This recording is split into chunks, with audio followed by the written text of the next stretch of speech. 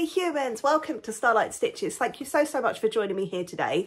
If you like crochet, yarn, end of the month finished project videos, yarn hauls, crochet book reviews, all that sort of lovely wholesome goodness, click subscribe and join my subscribers because they are the best, and this is our lovely happy positive place here on the internet. Come and join us, it's a nice place to be, I promise. So this week it is time for a crochet book review. I like doing these. Basically, if you've not been here before, what I do is I take one crochet book a month, I show you the book, I show you what patterns are available in the book, and then if you like it, you can put it on your list of stuff to buy. If you don't then like it, then you haven't wasted any money buying something that isn't quite your thing.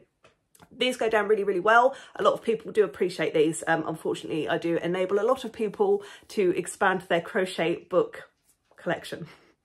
The book that we are looking at today is one that I was gifted for Christmas. This is Chonky Amigurumi. I was given this book as a Christmas present from one of my amazing subscribers, Annie B. So thank you, Annie B. We are going through this book today. I have used this book. I have made something from this book, but I am not going to tell you guys what I've made because I've not shown you yet. It's going to be in my next week's video, I believe, my end of the month finished project video. So I've had to kind of hide it because it was in my amigurumi pile. I've had to hide it because otherwise there would be spoilers. I'm not going to tell you what I've made. I would like you to try and guess as we go through this book which one I might have made. So I'm going to look through this today. This is the author. I can't pronounce her surname, so I'm not going to muck it up. I'm just going to show you here. Her first name is Sarah, and this is her second name. I won't be able to pronounce that. But Sarah, there she is, with some nice chonky amigurumi. Now, as we go through this book, I am not going to keep saying the word chonky because it's already sounding weird in my brain. But I will show you every single pattern that is in this book. I won't show you obviously written instructions and stuff. If you want that, you've got to buy the book yourself. I will show you what is available in this book. Very excited for this one. Like I say, I have used this book and it was very easy to read. Instructions are great, really clearly laid out, lots of lovely pictures, so that is always a bonus. Now, in this book here, we have got the different sections that are in here. So we've obviously got an introduction, what it is, tools and materials, and tips and techniques. That is the standard for a decent crochet book. If you don't get that, what are they doing, really? There are a lot of crochet books out there. My cat's wobbling my tripod, thanks, Millie. A lot of crochet books out there, standard. Tools and materials, tips and techniques.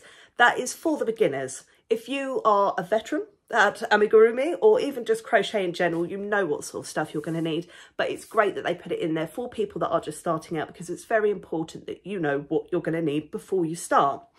I am going to say what I always say. You do not have to use the yarn that they recommend in any of these books. You don't have to do the same colours. You can do whatever you like. Now, I think a lot of the patterns in this book, they call for the burnout blanket yarn or burnout baby blanket yarn.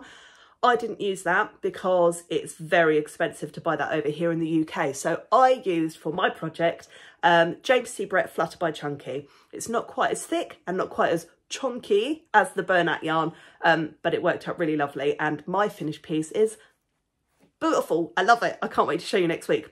So after the tips and techniques, you've then got the different sections of animals and creatures. So we've got, I'll show you, woodland critters, mystical creatures, sea creatures, and jungle animals.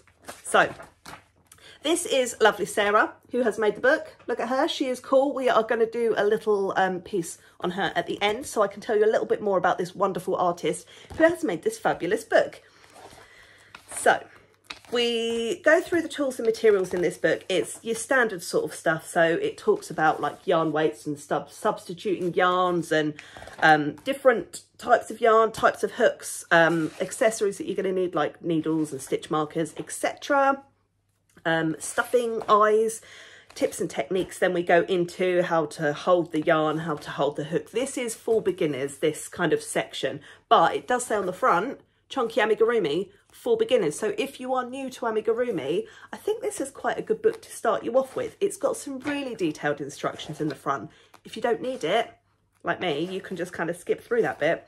Lots and lots of techniques in here, decreases, increases, and all that good stuff.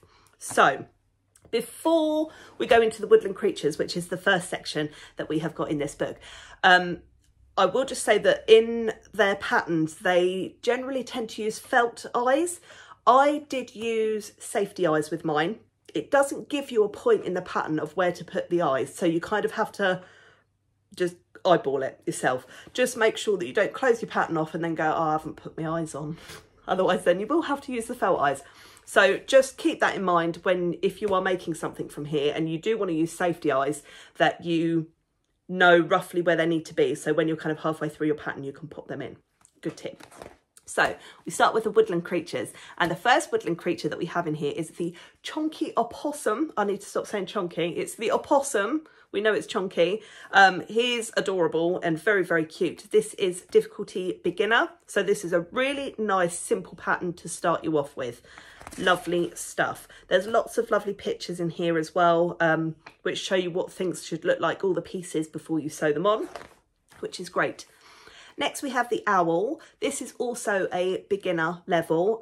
One of my subscribers, I can't remember who it was, somebody said that they'd made this and they made it in different colours, which is great. I like it when things come up in different colours. And they said that the pattern was easy to work and it was great. So that's the owl. Again, plenty of pictures and lots of really good written instructions.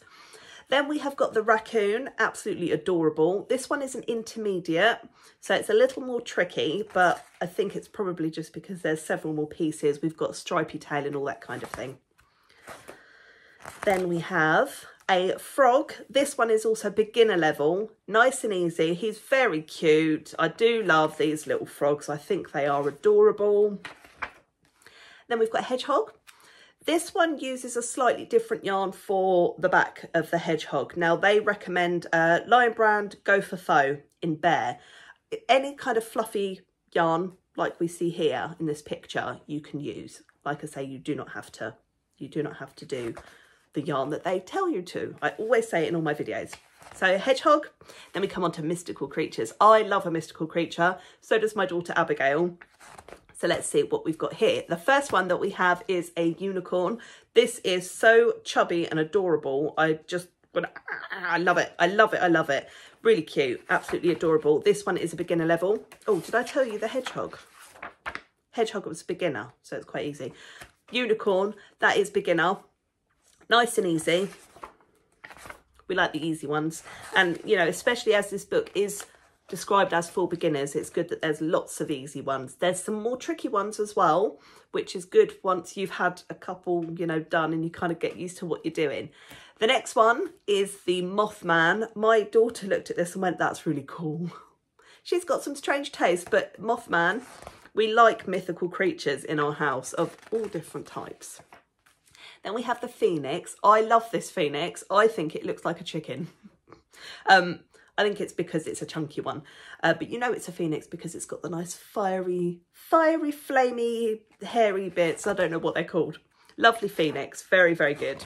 The Phoenix is an advanced, so this is a more tricky one. There's lots of pieces to put together on this one, and that's probably why it's more advanced.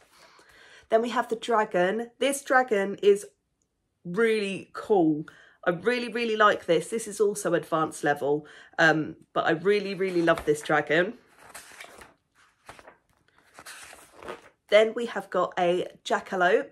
This is adorable. This is another one that my daughter absolutely fell in love with as soon as she saw it. Very, very cool jackalope. This is an intermediate level. Again, lots of pictures, really nice clear instructions that I can see on the page and from the one that I have done.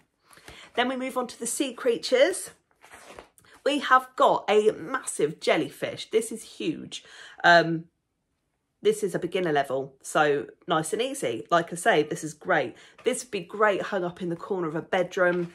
Again, you could make it in any colour you like, your favourite colour, somebody's football colours, somebody's school colours, anything at all. You could make lots of different ones and hang them all around the bedroom. That's what my dream house would look like.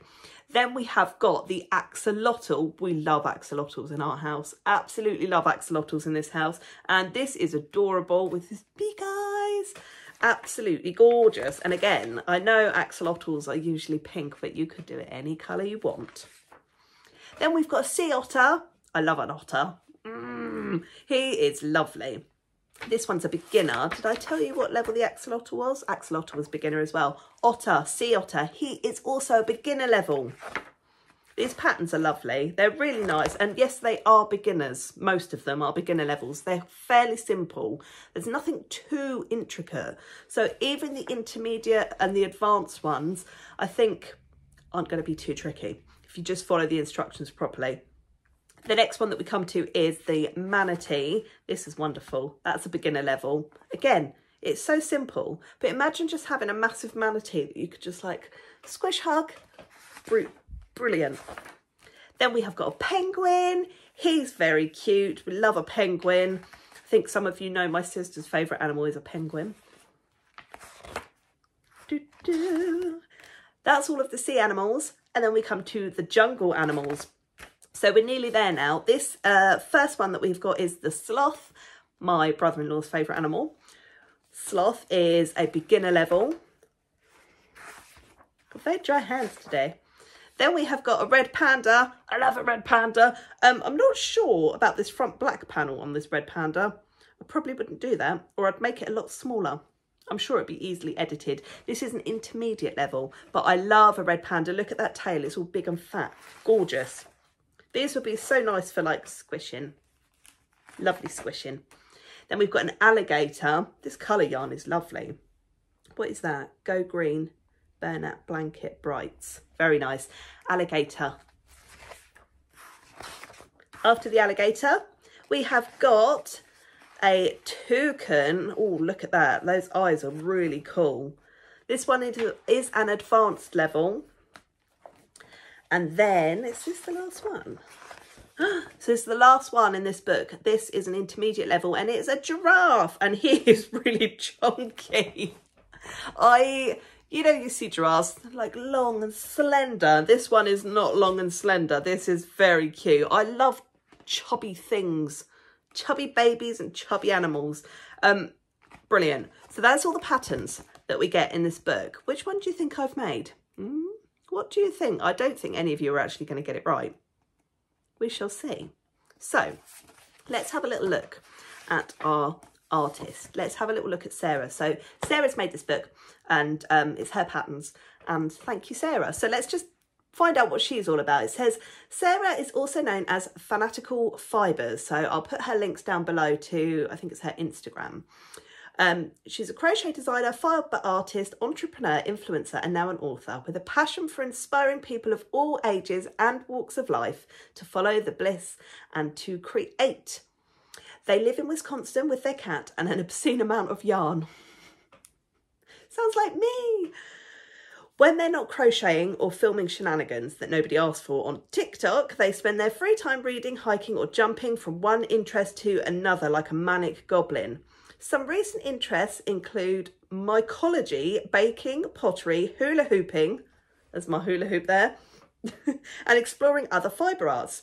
An admitted nerd and movie buff, they also spend time fueling their inspiration by watching movies and playing videos and board games with their friends and nephew. Sarah, thank you. I apologise, I think I said she earlier, and I believe that they refer to themselves as a they. So they have written this amazing book. Tell me what you think. I really do like this book, and I want to say another massive thank you to Annie B for purchasing this as a little Christmas present for me. It was wonderful.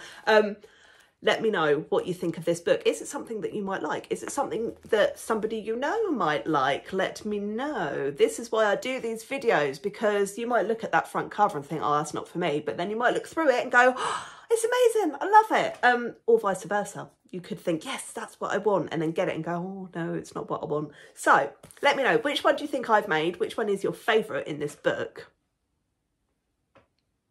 It's great. It is really great. Easy to follow patterns. Lots of lovely pictures, nice, clear, concise, easy to use. I like this. It's great. I have got so many crochet books that I need to get through for my crochet book reviews. I will get there one day. This is today's. Talk to me in the comments. Let me know what you think. I will see you next week. I think next week should be my finished projects video. Have a lovely week. Look after yourselves. Look after your loved ones. Talk to me down below, and I'll see you next week. Love you all. Bye-bye.